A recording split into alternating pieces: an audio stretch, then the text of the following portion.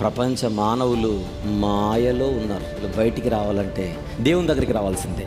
దేవుని దగ్గరకు వస్తే మాయలో నుంచి వస్తారు. ఆయన దగ్గరికి రానంత వరకు రకరకాల మాయలలో ఉంటారు. ఆ మాయలో ఉండడమే వెర్రితనం. ఆ వెర్రితనానికి మరొక మాట బుద్ధిహీనత. బుద్ధిహీనత మరొక మాట భక్తిహీనత. భక్తిహీనతే బుద్ధిహీనత, బుద్ధిహీనతే వెర్రితనం. పిచ్చోళ్ళంటే మనం అనుకుంటున్నాం రైల్వే స్టేషన్లలో, బస్ స్టాండ్లలో బట్టలు ఒంటిపై లేకుండా ఇది పడితే అది తింటూ ఎలా పడితే అలా తిరుగుతుంటే వాళ్ళని పిచ్చోళ్ళని మనం అనుకుంటున్నాం. ప్రసంగి గారు అంటున్నారు, కాదు నాయనా, కాదు నాయనా, కాదు నాయనా, బుద్ధిహీనులందరూ పిచ్చోళ్ళే.